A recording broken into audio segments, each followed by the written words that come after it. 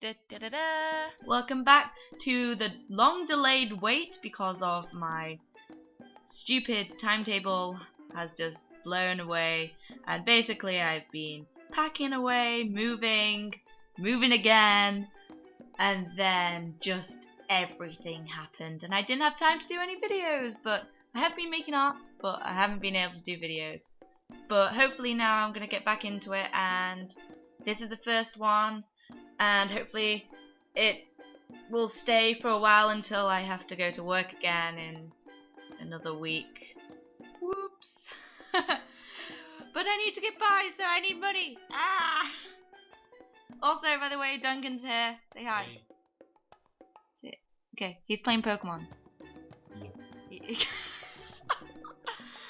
Anyway, so this time I decided to draw Ariel from The Little Mermaid, and she isn't actually my favourite Disney princess, but I still really like her. She's one of my favourite, but my favourite Disney princess will always be Cinderella, and that's just because I have a old attachment to her from when I was a child. And basically that's just going to stick with me forever. And when I went and saw her at Disneyland and Disney World, I just kind of flipped out. So anyway, back to the drawing. We're on to the tail now. I've missed so much of the watercolour out. This watercolour, what I do, I keep it very light and very fresh by trying to make it a one layer thing and then add 2 more layers, and that's it. I can only add 2 layers, and after that it'll probably go a little bit mucky. That's what I kind of saw when I was doing watercolours. So with the tails, to try and make it look scaly, what I did was I added 1 layer of like a green layer, and I left some white speckled areas so that kind of represents the scales. So when you like let that layer dry and you went back over with your lightest green colour, that kind of just merged all into like a light, freckly, scaly kind of texture. One thing that I really enjoyed doing in this was, while the paint was still wet, I used different kind of colours to let all of the so I used dark green, a light green and a mid-tone green, and basically it would just diffuse into the paint while it's wet, and it's like an organic kind of texture, which I think is really useful to get it really light, fresh looking, and I just find it really fun to just play around with gravity and water and stuff. So finally we're getting onto the shells, and this is near the end of the kind of first layer of everything before we let it dry to go into some more detail and textures. And one thing I do with the shell is I add a little bit of yellow, just to kind of make it look pop. Like you could imagine the sun gleaming down through the water and just kind of touching the shells. And I really thought, I don't know why, but I really thought it made it. And I really should tell you guys to, and recommend you just experimenting with all the different colours and you use in your paint. Like sometimes it's obviously not going to work, but without you actually trying and experimenting, nothing different's gonna happen. You're just gonna keep the same, and it will be a lot harder to improve yourself. So finally we're on to the nice favourite bit of adding some more vibrant and eye-popping colour, and it definitely brings out the picture a lot more. And I thought I would tell you what watercolours I'm using. It's Winsor & Newton watercolours, and they are absolutely amazing. I would recommend them to anyone. There is so many different colours that you can choose from, and it's just so hard to pick what colour you want because there's so many, and I just think they're super nice and clean.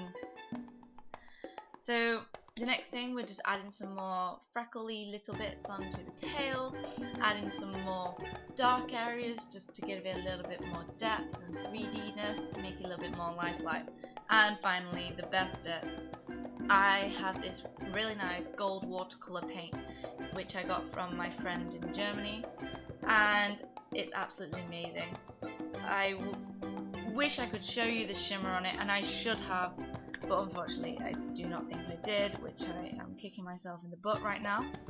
So we're using my white Copic opaque to do some kind of lining with the fins, and I actually am very happy with how it turned out, just because I don't have a steady hand, and this time I really tried to just use the wrist action and just try and do it in one motion, which is not my forte. So just getting all these nice little extra details down for some extra touches. And one thing I should really recommend, like, I always use salt in my pictures. Salt is a good thing because obviously when there's ice on the road, it absorbs the ice and the water and the moisture. So I use a lot of salt in my paintings just because I love the different patterns that salt make. It absorbs the colour from the paint, and I really think it's a beautiful kind of technique that I learnt from my mum actually. So we're getting down to the bit that I struggle the most at, and it's the lining. I suck at lining, but I really tried this time. So beware, you may get some motion sickness as the page is turning around a lot. I just really tried my hardest with the lining this time, and I do recommend people, if you aren't too good at something, you need to keep practicing the things that you're worst at, and I am definitely the worst at lining. I just don't understand how people can get these like thicknesses and depth in their lines. It's something I never really understood. I've tried so hard and I still can't get it, so that's something I'm going to keep practicing on and hopefully get a lot better at it with more practice. So we are coming to the end of my Ariel video, and one thing I want to ask you guys is there any other Disney princesses that you'd like me to draw? Just tell me what you'd like me to see, any of your favourite Disney princesses, or any kind of character you'd like me to draw. I will give my 100% shot at it. It may not turn out the best, and also I should tell you that I'm recording this at like 15 minutes in the morning, and I am just dying. It's so late and I'm tired. Today has been a wild day. We went to this VR experience for the first one that's opened in England, and oh my gosh, it was amazing. I fought zombies and I almost died. I was so scared.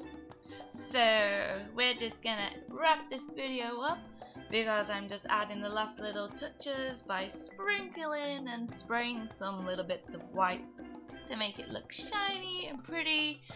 So thanks for watching, guys. I shall hopefully see you on Thursday, and then Sunday if I get another video done.